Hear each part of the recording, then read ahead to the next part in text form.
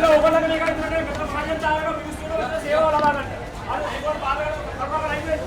අරයාමක කාගෙන් මේවලට කරුණාකරලා කේන්ද්‍ර කරන්. හරි. යන්න පාර කරන්න එපා මිනිස්සුන්. හරි හෙඩ්ක්වාටර්ස් වලට අතරත් එහෙමයි මෙතනත් එහෙමයි. යන්න එහාට.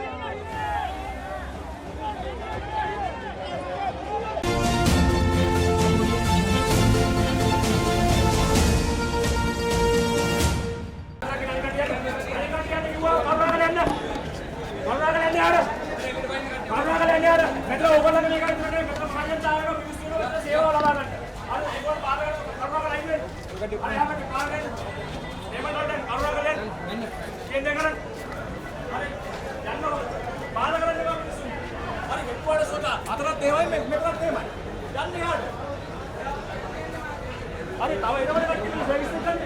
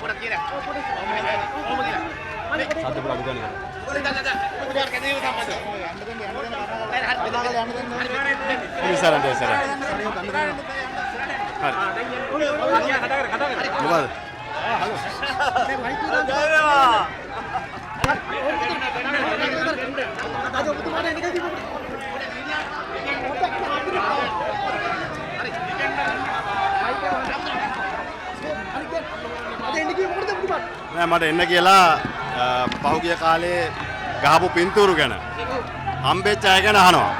හැබැයි ඉතින් මම පැහැදිලිව කිව්වා කන්ටේනර් දෙක කුඩු තියෙනවා කියලා බුද්ධ්‍යංශ වාර්තාවක් ජාත්‍යන්තරයෙන් ලැබිලා තියෙද්දි ඒක පැන්නේ මම නෙවෙයි. ඒතර ආණ්ඩුව හිටියේත් අපි නෙවෙයි. ඒ වගේම කන්ට්‍රේනර් 323ක් පැන්නුවෙත් අපේ ආණ්ඩුවෙන් නෙවෙයි. මේ ආණ්ඩුවෙන්. ඒතර මේ ආණ්ඩුවේ වැරදි වහගන්න අපිව ගැනලා ප්‍රශ්න කළ වැඩක් නැහැ. ඉතින් මම මේ A-level seminar එකට ගිහපුවා.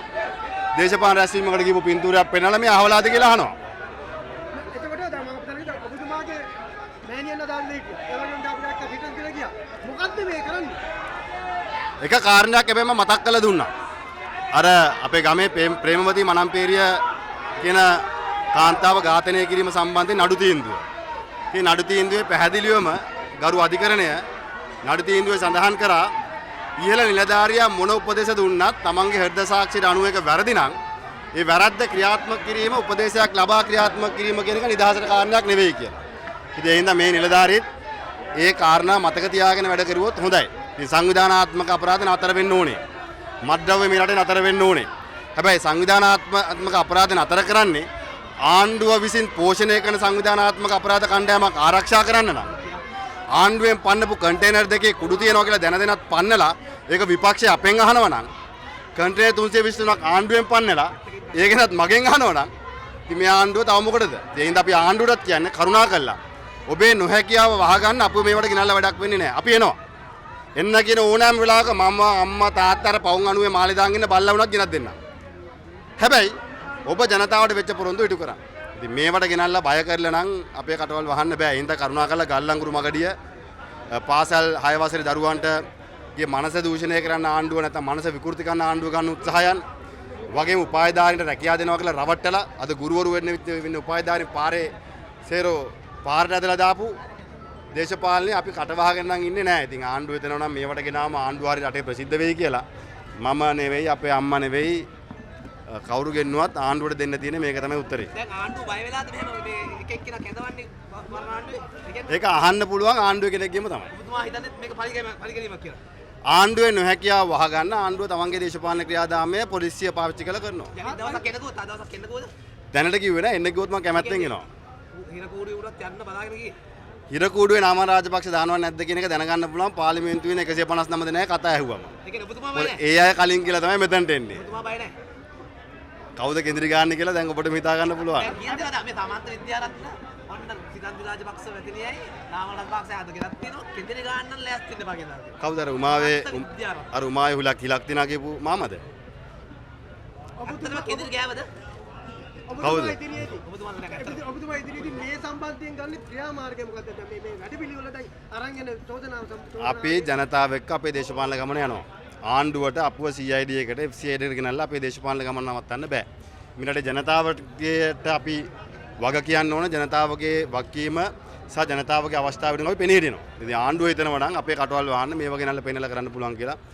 ආණ්ඩුව ඉතින් අර 88 89 සෙල්ලම් තියාගන්න. ඒව දැන් දාන්න ලෑස්ති වෙන්න බෑ. ආණ්ඩුවට කරන්න දෙයක් නැති හින්දාද මෙහෙම ගෙන්නවන්නේ? ආණ්ඩුව මෙහෙම ගෙන්නන්න එක පැත්තකින් ආණ්ඩුවේ නොහැකියාව වහගන්න තවත් පැත්තකින් පොලිසියේ තියෙන කීර්තනාමය නැති කරන්න. මොකද ආණ්ඩුවට 88 89 පොලිසියත් දෙක ප්‍රශ්නයක් තියෙනවා. පොලිසියත් දෙක ප්‍රශ්නයක් තියෙනවා. මොකද මේ පොලිසිය වැඩියම ගහලා තියෙන ජීපී කැරණේ. ඉතින් ඒව වහගන්න අද පොලිසියේ කීර්තිනාමය හානි කරන්නත් ආණ්ඩුව කටයුතු කරනවා. ඔබලත් ඇහුවේ නැත්නම් ඔබතුමාගේ උගන්ඩාවේ සල්ලි ගැන? මම ඇහුවා. උත්තරයක් දුන්නේ නැහැ. ඒක දැන් මේ තව සමාජ මාධ්‍යවල අපි දැක්ක කියලා ඔබතුමා කෙහෙල් බද්දර පත්‍රෙත් එක්ක මේ සම්බන්ධකම් පවත්වාගෙන ඒ සම්බන්ධවත් අහන හැම ප්‍රශ්නයකටම උත්තර දුන්නා. මං කිව්වනේ පින්තූරු පෙන්නලා සාමාන්‍ය පෙළ විභාග සම්බන්ධන වලට ගිහිපුවා, උසස් පෙළ වලට ගිහිපුවා, රැස්වීම් වලට ගිහිපුවා, තනු සංවිධාන රැස්වීම් වලට ගිහිල්ලා ප්‍රශ්න ඇහුවට ඉතින් ඒකට දෙන්න ඕනි උත්තරේ මං දුන්නා. හැබැයි ඉතින් ආණ්ඩුව දැනගන්න ඕනේ මොන ප්‍රශ්න ඇහුවත් මම අහපු ප්‍රශ්න වලට උත්තර නැහැ. කවුද කන්ටේනර් දෙක පැන්නුවේ? කවුද කන්ටේනර් 23 පැන්නුවේ? කෝ නුවරඑළිය අයිස් ෆැක්ටරිය? කවුද හෝමගමට විද්දෙනියට අයිස් කියලා දැම්මේ? උත්තර නැත. හැබැයි මගෙන් අහන උත්තර ඉතින් මම දෙන්නේ කොහොමද? ආණ්ඩුව එයාලගේනේ. 29ට බය වෙලාද මේ දැන්? 29ට තව කල් තියෙනවානේ. ඊට කලින් මේ අවුරුද්ද තුල ජනතාවට මේ ආණ්ඩුව විසින් ලබා දෙන්න ඕනේ දේවල් ලබා දෙන්න ඕනේ. ඒ සඳහා අපි සටන් කරනවා. අපි දැක්ක සමාජ මාධ්‍ය රැල්ලට බය වෙලාද? ඔබතුමා හැමදාම කියනවා ඔබතුමා මේ අභියෝග කරනවා ගන්න බෑ කියලා. තාමත් ඔබතුමා එහෙම ඉන්නවද වැරදි කළා? අදත් මම කියනවා, හෙටත් මම කියනවා අපි අත්වල ලේ නැහැ. අපි වැරදි කළා නැහැ. අපි ඕනෑම අපි අදටත් මේ රටේ අධිකරණ පද්ධතිය විශ්වාස කරනවා. ආණ්ඩුව උපරිම උත්සාහ කරනවා අධිකරණ පද්ධතිය තමන්ගේ දේශපාලන ග්‍රහණයට ලක් කරගන්න. ඒක බැලුමට පේනවා. අපි අදටත් විශ්වාස කරනවා මේ රටේ අධිකරණ පද්ධතිය ස්වාධීනව කටයුතු කරනවා. ඒ කියන්නේ ඔබතුමා අභියෝග කරන්න පුළුවන් නම් එක දවසක් හරි දාන්න නේද?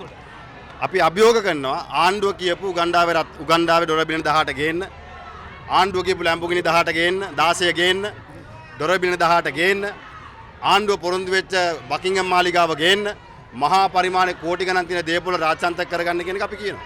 ඒක අපතර රැස්වීමකෝ එකක්වත් නැහැ පළවෙනි සැරේ ඉතින් ඉතින් අයියෝ අවිලා ගියා අනිත් එක පොඩ්ඩක්